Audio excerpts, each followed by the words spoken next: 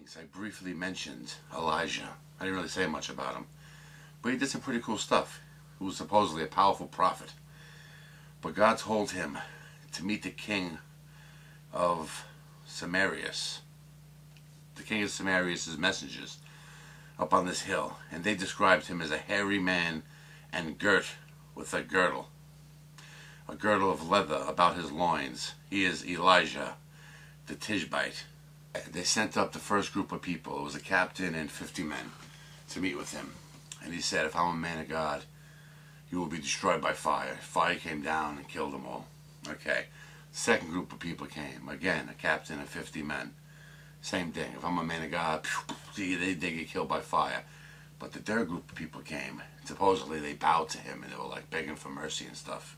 I guess, after seeing the first two groups decimated. Yeah, I found this interesting. I'm not really sure if it means anything at all, but this is the first time I remember the chapter ending with a question. I gotta go back and look. I don't know if any other chapters ended with a question. But this one, 1:18, ends, now the rest of the acts of Elisha, which he did, are they not written in the book of Chronicles of the kings of Israel? Well, I don't know what to make of that, because this book obviously is, 2 Kings, but the ones coming up are Chronicles, like 1 and 2. So are they talking about more stuff we're going to learn about in Chronicles about this? I don't know. Well, we'll find out, I guess. It's weird, too, because it mentions something like that. This is the first time anything like this was talked about. It said, chariots of fire and horses of fire. He went up in this thing to heaven. Like, it almost describes, I guess, a bit poorly, unless it looked like, a chariot of fire and horses. Unless they were trying to describe something else, who knows. But it's the first time, really, it mentions some kind of, like, conveyance or a vehicle, taking somebody somewhere. U.f.o, perhaps? I'm like it. Elisha was even more powerful. He did some famous things, according to, the Bible. There's one part, the creditor was going to take this widow's sons to be bondmen.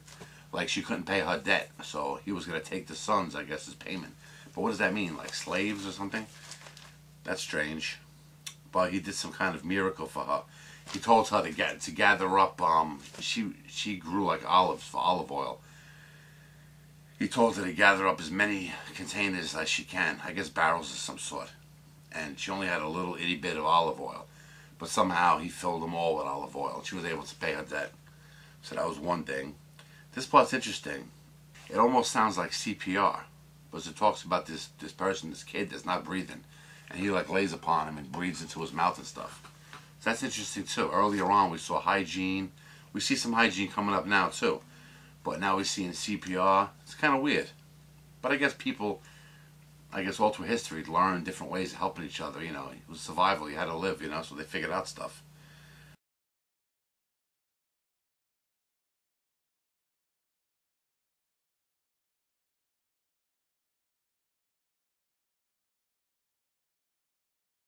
There's one part, Elisha, he even cured a leper. He told him to wash in the river 7 times. His name was Naaman, N-A-A-M-A-N. But this is pretty spooky. He turned this other one, G-A-H-A-Z-I, Gehazi, he made him into a snow white leper. Because supposedly he took advantage of the situation, the kid, and nobody liked it. So he turned him into a leper. And it was like permanent, it says. Again, we see familiar themes. Even though this other guy was king now, Joram, saw miracles, he was still bad and wicked. Jehu, king, killed Joram and Jezebel. Oh my God. So many different people that were kings, either of Israel or Judah. Jeru, Azara, Jotham, Joash, Ahaz, Hoshea, Hakira, Manasseh. There's so many.